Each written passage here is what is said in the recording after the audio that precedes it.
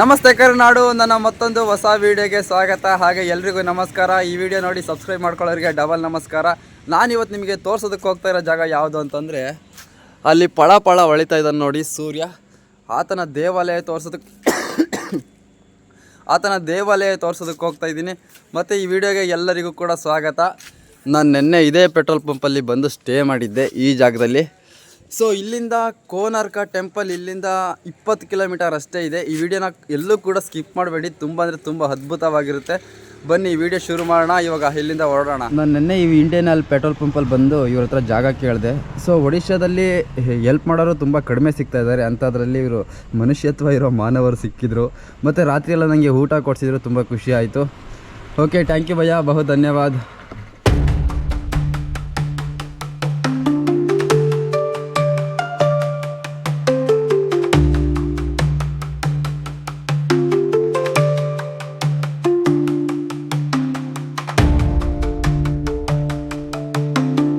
ನಾನಿವಾಗ ಹೋಗ್ತಾ ಇರೋದು ಒಡಿಶಾ ರಾಜ್ಯದಲ್ಲಿ ಕೆಲವೊಂದು ಹಳ್ಳಿ ಒಳಗಡೆ ಹೋಗ್ತಾ ಇದ್ದೀನಿ. ಈ ಹಳ್ಳಿಗಳು ಯಾವ ಥರ ಇದ್ದಾವೆ ಅಂದರೆ, ಚಿಕ್ಕ ಚಿಕ್ಕ ಗಲ್ಲಿ ಇದ್ದಾವೆ. ಈ ಗಲ್ಲಿ ಒಳಗಡೆ ಹೋಗ್ತಾ ಇದ್ದೆ, ಅಯ್ಯೋ ಮನೆಗಳು ನೋಡಿ ಹೇಗಿದ್ದಾವೆ.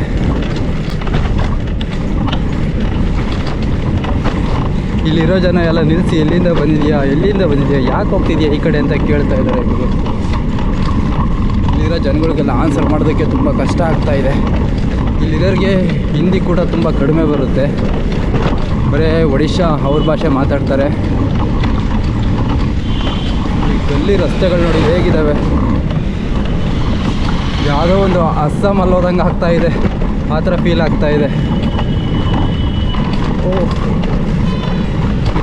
ಇಲ್ಲೆಲ್ಲ ಡಬಲ್ ರೋಡ್ ಬಂತು, ಯಾವ ಕಡೆ ಹೋಗಬೇಕು?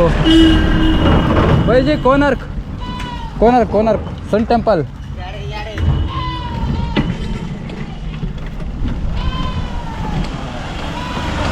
ಯಾವುದೋ ರೋಡ್ ತೋರಿಸಿದ್ರು ಭಯ್ಯ, ಇದ್ದಾರೆ ಹೇ ಸನ್ ಟೆಂಪಲ್. Thank you. ಈ ರಸ್ತೆಗಳು ನೋಡಿ ಹೇಗಿದ್ದಾವೆ, ಈ ಮನೆಗಳು ನೋಡಿ ಹೇಗಿದ್ದಾವೆ. ಇಲ್ಲಿರೋ ಸರ್ಕಾರ ಯಾರಿಗೂ ಮನೆ ಕೊಟ್ಟಿಲ್ಲ ಅನಿಸುತ್ತೆ. ಇವಾಗಲೂ ಕೂಡ ಎಲ್ಲ ಭತ್ತ ಬೆಳೆದು ಆ ಭತ್ತದ ಹುಲ್ಲಲ್ಲೇ ಮನೆ ಕಟ್ಕೊಂಡಿದ್ದಾರೆ.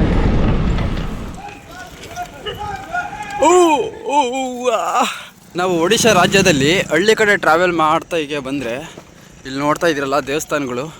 ಈ ಥರ ಪ್ರತಿಯೊಂದು ಹಳ್ಳಿನಲ್ಲೂ ಈ ಥರ ದೊಡ್ಡ ದೊಡ್ಡ ಮಟ್ಟಕ್ಕೆ ದೇವಸ್ಥಾನಗಳು ಕಟ್ಟಿರ್ತಾರೆ ನೋಡಿ ಹೇಗಿದ್ದಾವೆ. ಅಂದರೆ ಇವೆಲ್ಲ ಜಗನ್ನಾಥ ಟೆಂಪಲ್ಗಳು, ಇವೆಲ್ಲ ಇದೇ ಶೈಲಿನಲ್ಲಿ ಕಟ್ಟಿರ್ತಾರೆ. ತುಂಬ ಅದ್ಭುತವಾಗಿರ್ತವೆ ಆ ದೇವಸ್ಥಾನಗಳನ್ನ ನೋಡೋದಕ್ಕೆ. ಎಲ್ಲರೂ ನೋಡ್ತಾ ಇದ್ದಾರೆ ನೋಡಿ ಹೆಂಗೆ ನೋಡ್ತಿದ್ದಾರೆ.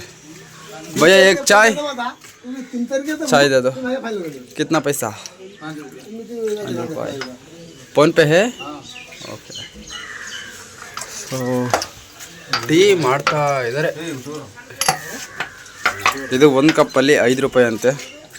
ಒಡಿಶಾ ರಾಜ್ಯದ ಪ್ರಜೆಗಳು ಇವರೆಲ್ಲ. ನೀವೆಲ್ಲ ಪ್ರಜೆಗಳು, ಒಡಿಶಾ ರಾಜ್ಯದ ಪ್ರಜೆಗಳು ನೀವೆಲ್ಲ. ನಾನಿರೋ ಜಾಗದಿಂದ ಪೂರಿ 53 ಕಿಲೋಮೀಟರ್ ಇದೆ, ಕೋನಾರ್ಕ 13 ಕಿಲೋಮೀಟರ್ ಇದೆ. ನಾನಿವಾಗ ಹೋಗ್ತಾ ಇರೋದು ಕೋನಾರ್ಕ ತೋರಿಸೋದಕ್ಕೆ ಹೋಗ್ತಾ ಇದ್ದೀನಿ ನಿಮಗೆ. ಅಂತೂ ಇಂತೂ ನಾನು ಕೋನಾರ್ಕ ಸೂರ್ಯ ಮಂದಿರ ಹತ್ರ ಬಂದೇ ಬಿಟ್ಟೆ. ಹಿಂದೆಗಡೆ ನೋಡ್ತಾ ಇದ್ದೀರಲ್ಲ, ಇದೆ ನೋಡಿ ಸೂರ್ಯ ಮಂದಿರ, ಎಷ್ಟು ಬೃಹತ್ಸಾರವಾಗಿದೆ. ಎಲ್ಲ ಕಲ್ಲಿಂದ ಕಟ್ಟಿದ್ದಾರೆ ಗುರು. ಹತ್ರವಾಗಿ ನೋಡೋಣ ಬನ್ನಿ. ಈ ಕಡೆ ಹೋಗ್ತಾ ಇದ್ದೀನಿ ಗುರು, ಕಾಣ್ತಾ ಇದೆ ನೋಡಿ. ಯಪ್ಪ, ನಾನಂತೂ ನೋಡಿ ಫುಲ್ಲು ಶಾಕ್ ಆಗೋಗ್ಬಿಟ್ಟೆ. ಇದ್ರ ಇತಿಹಾಸ ಮಾತ್ರ ತುಂಬ ಅದ್ಭುತವಾಗಿದೆ. ಎಲ್ಲದೂ ಕೂಡ ಕ್ಲೀನಾಗಿ ಹೇಳ್ತಾ ಹೋಗ್ತೀನಿ. ಅಜ್ಜಿ ಫೋಟೋ ತೆಗಿ ಅಂತ ಮೊಬೈಲ್ ಕೊಟ್ಟಿದ್ದಾರೆ, ಫೋಟೋ ತೆಗಿತಾ ಇದ್ದೀನಿ.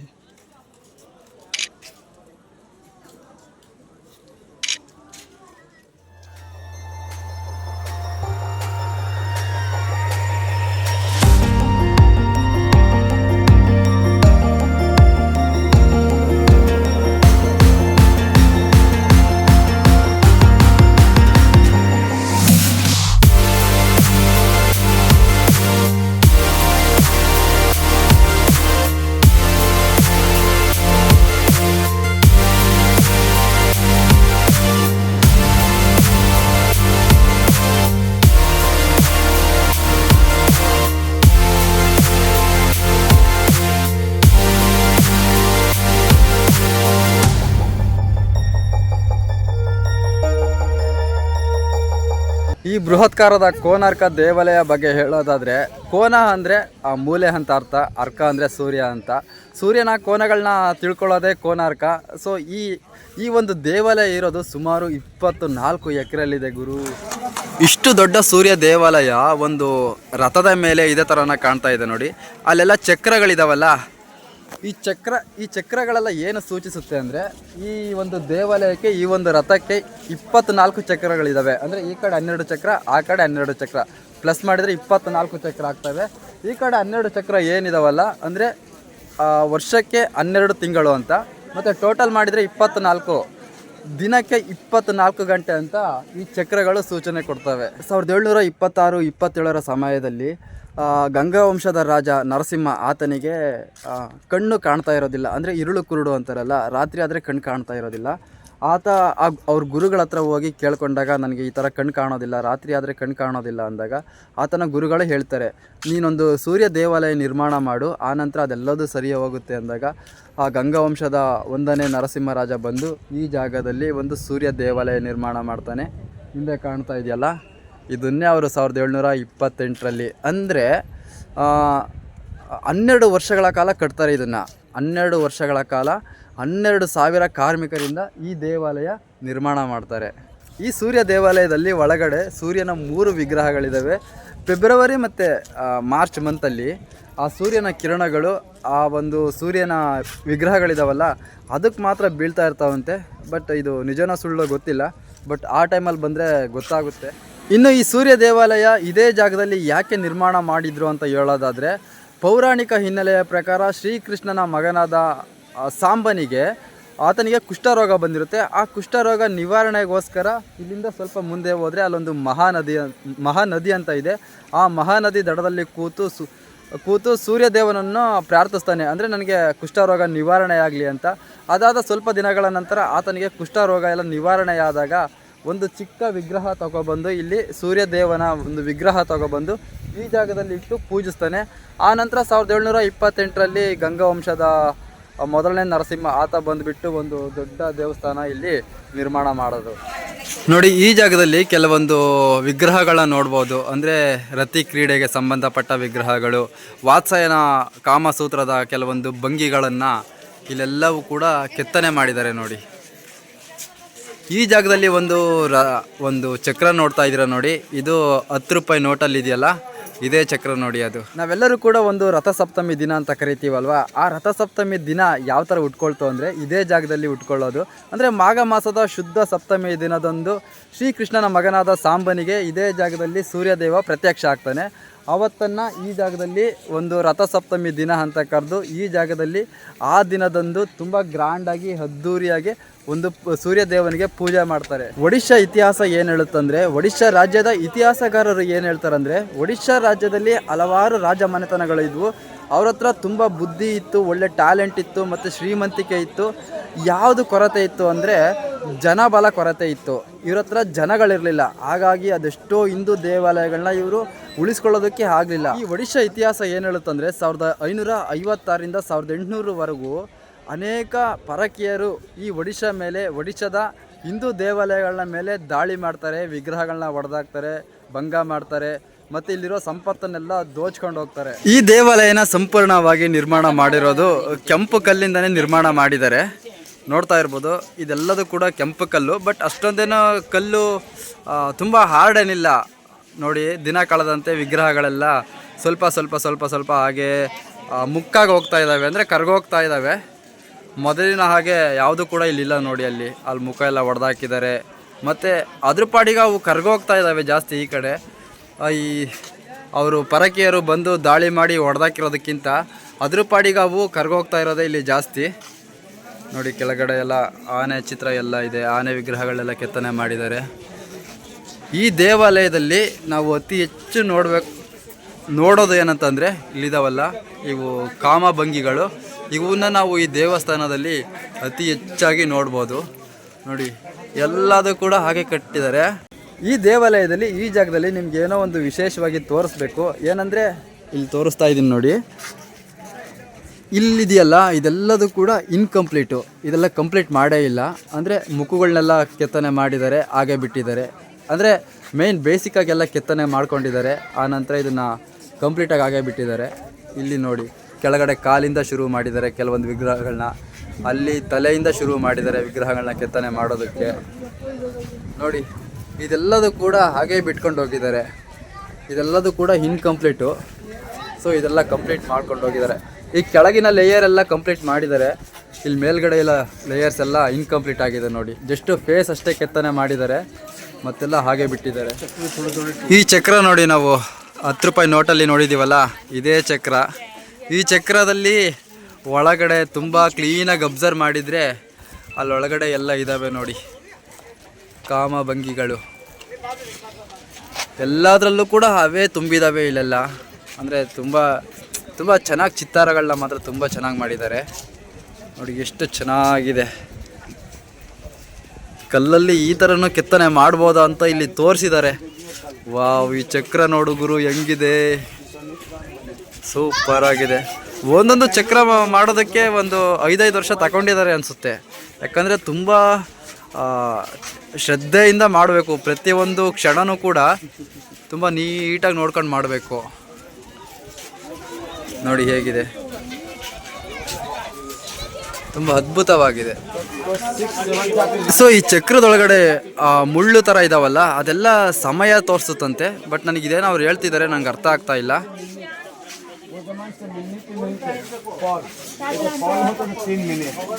जो सेंटर डिवाइड हो गया ना, ये जो डॉट है ना, हर सेंटर से हर सेंटर होते 60 डॉट, 1 डॉट होते 3 मिनट.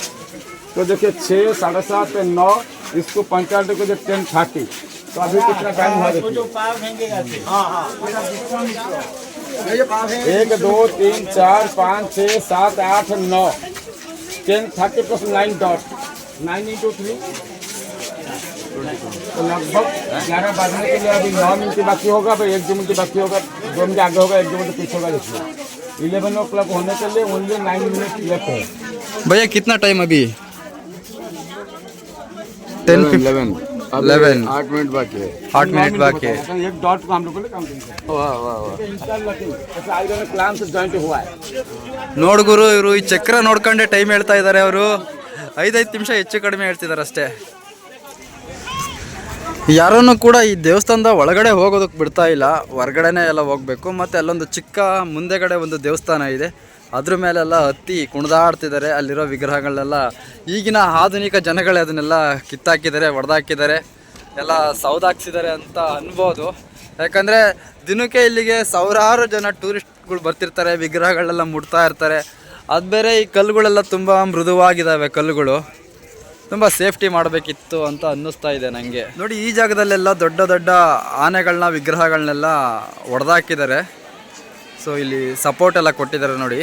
ಅಂದರೆ ಈಗಿನ ಸರ್ಕಾರ ಇದನ್ನು ಸ್ವಲ್ಪ ಎಚ್ಚೆತ್ಕೊಂಡು ಸ್ವಲ್ಪ ಸೇಫ್ಟಿ ಮಾಡಿದೆ.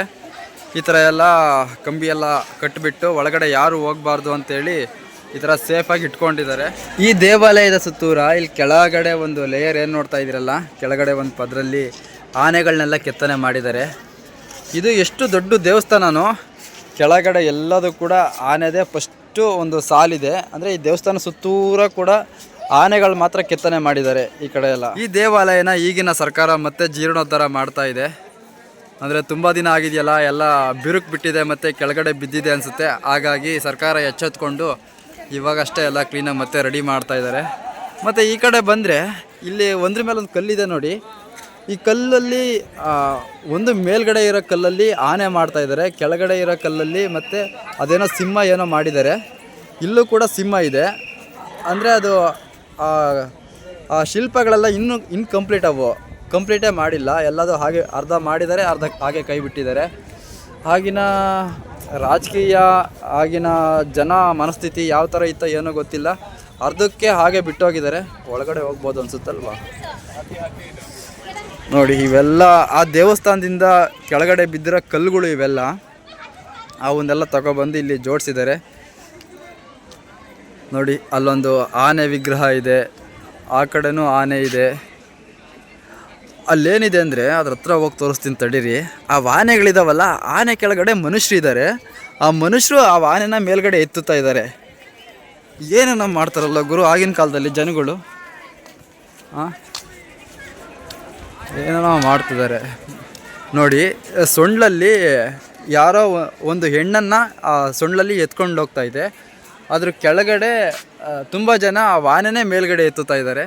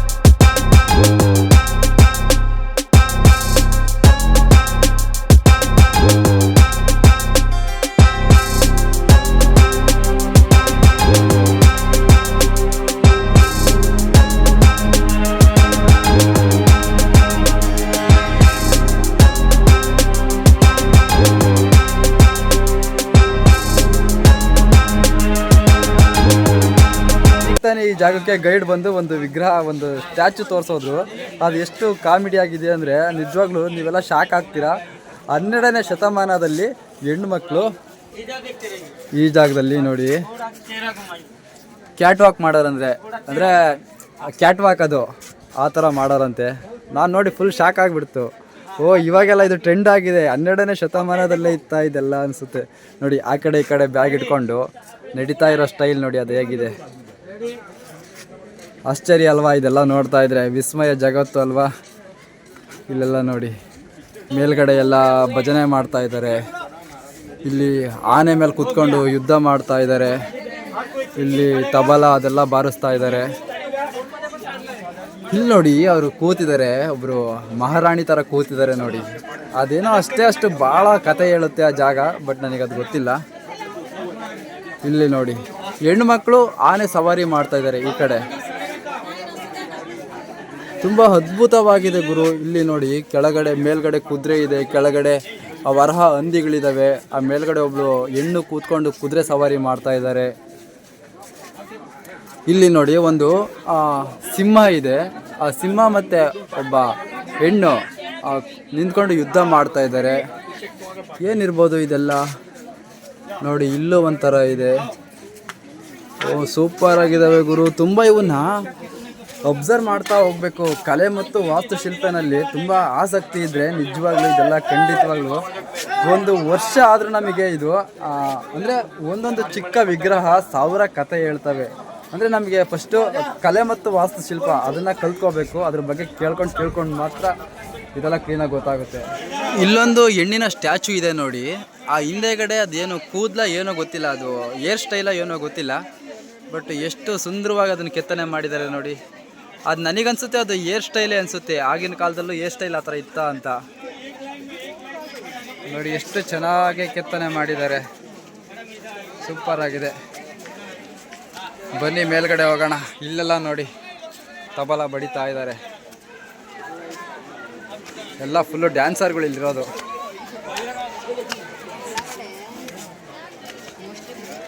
ಇಲ್ಲಿ ಯಾರೋ ಕನ್ನಡದಲ್ಲಿದ್ದಾರೆ ಗುರು, ಕನ್ನಡ ಎಲ್ಲ ಮಾತಾಡ್ತಿದ್ದಾರೆ. ಈ ಕಡೆ ನೋಡಿ ಎಲ್ಲ ಯಾವ ಥರ ಇದೆ ನಿಜ ಗುರು. ಇದು ಇಲ್ಲಿ ನೋಡಿ, ಇಲ್ಲಿ ಕ್ಯಾಟ್ ವಾಕ್ ಇದೆ, ಮತ್ತು ಇದು ಹೇರ್ ಸ್ಟೈಲ್. ಇದು ತುಂಬ ವಿಶೇಷವಾಗಿದೆ ಇದೆಲ್ಲ. ಈ ಜಾಗದಲ್ಲಿ ನೋಡಿ ಒಬ್ಬರು ಮದರ್ ಇದ್ದಾರೆ ಮತ್ತು ಇನ್ನೊಂದು ಪಾಪು ಇದೆ. ಆ ತಾಯಿಯ ಮಗುನ ಎತ್ಕೊಂಡಿದೆ. ಆ ಥರ ಇಲ್ಲೊಂದು ಸ್ಟ್ಯಾಚು ಮಾಡಿದ್ದಾರೆ. ಮತ್ತಿಲ್ಯಾರೋ ಒಬ್ಬರು ಕೂತಿದ್ದಾರೆ. ಹೇಗಿದೆ ನೋಡಿ ಇಲ್ಲೆಲ್ಲ.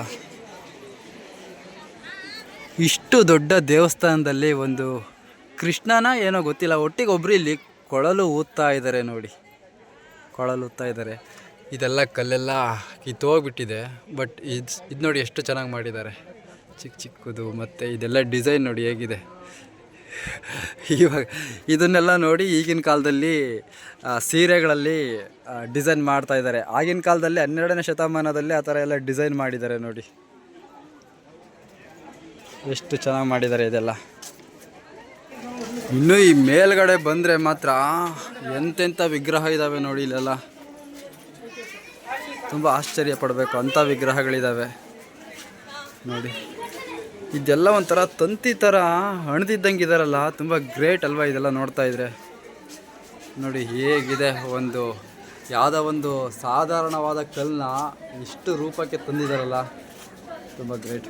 ಕನ್ನಡ ಕನ್ನಡ ಕನ್ನಡ ಅರ್ಥ ಆಗಲ್ಲ ತಾನೇ. ನೋಡಿ ಈ ಕಲ್ಲಲ್ಲಿ ತುಂಬ ಲೇಯರ್ಸ್ ಇದೆ. ಇದೇ ಒಂದು ಲೇಯರು, ಮತ್ತು ಮೇಲ್ಗಡೆ ಒಂದು ಕಲರ್ ಇದೆ ನೋಡಿ, ಅದೇ ಒಂದು ಬೇರೆ ಲೇಯರು. ಈ ಫ್ರಂಟಲ್ಲಿ ಏನು ಒಂದು ಕಟ್ಟಡ ನೋಡ್ತಾ ಇದ್ದೀರಲ್ಲ, ಇದು ಡ್ಯಾನ್ಸ್ ಮಂದಿರಂತೆ, ಅಂದರೆ ರಂಗಮಂದಿರ ಇದು. ಈ ಜಾಗದಲ್ಲಿ ಆಗಿನ ಕಾಲದಲ್ಲಿ ನೃತ್ಯ ಮಾಡಾರಂತೆ ನೋಡಿ. ಈ ಜಾಗದಲ್ಲಿ ವಿಗ್ರಹಗಳನ್ನೆಲ್ಲ ಕಂಪ್ಲೀಟ್ ಮಾಡ್ಕೊಂಡು ಬಂದಿದ್ದಾರೆ. ಬಟ್ ಈ ಜಾಗದಲ್ಲಿ ವಿಗ್ರಹಗಳನ್ನ ಯಾವುದು ಕೂಡ ಕಂಪ್ಲೀಟ್ ಮಾಡಿಲ್ಲ. ಅಂದರೆ ಇಲ್ಲಿ ಸ್ಟೆಪ್ ನೋಡ್ಕೊಳ್ಳಿ, ಇಲ್ಲಿ 2 ಸ್ಟೆಪ್ ಇದೆ, ಮತ್ತು ಈ ಕಡೆ ಒಂದು ದಪ್ಪ ಆಕಾರ ಇದೆ. ಇಲ್ಲೂ ಕೂಡ 2 ಚಿಕ್ಕದು ಸ್ಟೆಪ್ ಇದೆ, ಮತ್ತು ಈ ಕಡೆ ಒಂದು ದಪ್ಪ ಆಕಾರ ಇದೆ.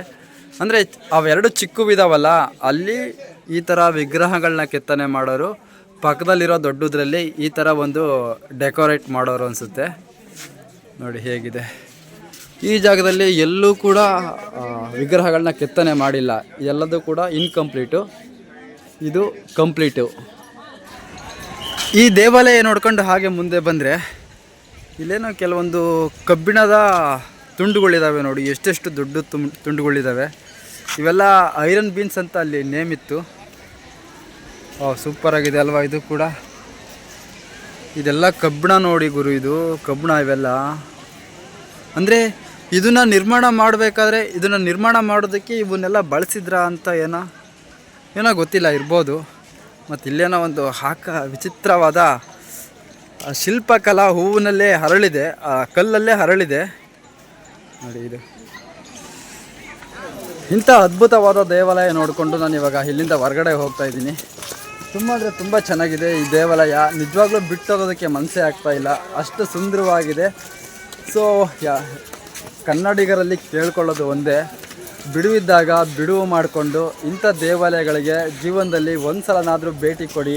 ತುಂಬ ಅದ್ಭುತವಾಗಿರುತ್ತೆ. ಜೀವನದಲ್ಲಿ ಒಂದು ಸಲನಾದರೂ ನೋಡೋ ದೇವಸ್ಥಾನ ಇದು. ತುಂಬ ಅಂದರೆ ತುಂಬ ಅದ್ಭುತವಾಗಿದೆ ನೋಡಿ, ಎಷ್ಟು ಚೆನ್ನಾಗಿದೆ. ನನಗಂತೂ ಇಲ್ಲಿಂದ ಬಿಟ್ಟು ಹೋಗೋದಕ್ಕೆ ಮನಸ್ಸಾಗ್ತಾ ಇಲ್ಲ, ಅಷ್ಟು ಚೆನ್ನಾಗಿದೆ. ಇವಾಗ ಇಲ್ಲಿಂದ ಹೊರ್ಗಡೆ ಹೋಗೋಣ. ಆ ದೇವಾಲಯ ನೋಡ್ಕೊಂಡು ಹಾಗೆ ಹೊರಗಡೆ ಬಂದರೆ ಒಂದು ದೊಡ್ಡದಾಗಿ ಮಾರ್ಕೆಟ್ ಇದೆ. ಇಲ್ಲಿ ಪ್ರತಿದಿನ ಜಾತ್ರೆ ಮಾಡ್ತಾರೆ ಅನಿಸುತ್ತೆ. ನಾನು ಎಲ್ಲ ಕಡೆ ನೋಡ್ತಾ ಇದ್ದೀನಿ. ಇದೊಂದು ಇದೆಯಲ್ಲ ಈ ಗೋಡಂಬಿ, ಈ ಜಾಗದಲ್ಲಿ ಗೋಡಂಬಿ ಪ್ರತಿಯೊಂದು ಅಂಗಡಿನಲ್ಲೂ ಅತಿ ಹೆಚ್ಚು ಸೇಲ್ ಮಾಡ್ತಾರೆ ಗೋಡಂಬಿ. ನಾನು ಸೈಕಲಲ್ಲಿ ಬಿಟ್ಟಿದ್ದೆ, ಇಲ್ಲಿದೆ ಸೈಕಲ್ಲು. ಸೊ ಇನ್ನೊಂದು ಏನಂತಂದರೆ, ನನ್ನ ಹತ್ರ 10 ರೂಪಾಯಿ 10 ರೂಪಾಯಿ ನೋಟ್ ಇರಲಿಲ್ಲ. ಆ ಒಳಗಡೆ ಇದನ್ನು ತೋರಿಸೋದಕ್ಕೂ ಕೂಡ ನನ್ನ ಹತ್ರ 10 ರೂಪಾಯಿ ದುಡ್ಡು ಇರಲಿಲ್ಲ. ಇಲ್ಲಿ ಒಂದು ಅಂಗಡಿ ಹತ್ರ ಇಸ್ಕೊಂಡು ಹೋಗಿದೆ. ಥ್ಯಾಂಕ್ ಯು ಭಯ್ಯ, ಬಹು ಧನ್ಯವಾದ. ನೋಡಿ ವಾಪಸ್ ಕೊಡ್ತಾ ಇದ್ದೀನಿ 10 ರೂಪಾಯಿನ. ಸೊ ಇವಾಗ ಎಲ್ಲಾದರೂ ಫ್ರೀಯಾಗಿ ಟೀ ಕುಡ್ಕೊಂಡು ಊಟ ಮಾಡಿಕೊಂಡು, ನಾಷ್ಟ ಮಾಡಿಲ್ಲ, ಟೀ ಕುಡ್ದಿಲ್ಲ, ಊಟ ಮಾಡಿಲ್ಲ, ಏನು ಗುರು ನನ್ನ ಕತೆ. ಸೊ ಇಲ್ಲಿಂದ ಪೂರಿ 45 ಕಿಲೋಮೀಟರ್ ಇದೆ, ಆ ಕಡೆ ಹೊರಡಬೇಕು. ಸೊ 1 ಗಂಟೆ ಆಗಿದೆ, ಊಟ ಮಾಡೋಣ ಅಂತ ಒಳಗಡೆ ಹೋಗ್ತಾ ಇದ್ದೀನಿ. ಏನು ಊಟ ಸಿಗುತ್ತೋ ಏನೋ ಗೊತ್ತಿಲ್ಲ. ಏನಾದರೂ ರೈಸ್ ಐಟಮ್ ಸಿಕ್ಕಿದ್ರೆ ಊಟ ಮಾಡಿಕೊಂಡು ಮುಂದೆ ಹೋಗೋಣ.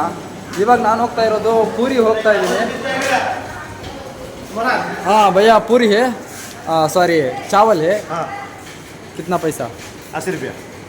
80? हाँ, चावल दाल सब्जी अचार पापड़ भुजिया सलाद भरपेट खाना फुल टाइम पूरा अनलिमिटेड? अनलिमिटेड, जितना बार खा सकते हैं। ओके, 1 प्लेट 80 रुपये। ओके दे दो। फ़ोन पे है? हाँ सब है। ओके फोन पे है क्या? हाँ ಸೊ ಇವಾಗ ಅನ್ಲಿಮಿಟೆಡ್ ಅಂತೆ ಕೇಳಬೇಕಾ, ಬಡಿಯೋದೇ ಚೆನ್ನಾಗೆ 2 ದಿನಕ್ಕಾಗೋಷ್ಟು ಇವಾಗಲೇ ಊಟ ಮಾಡಿಕೊಂಡು ಊರಿಗೆ ಹೊರಡೋಣ.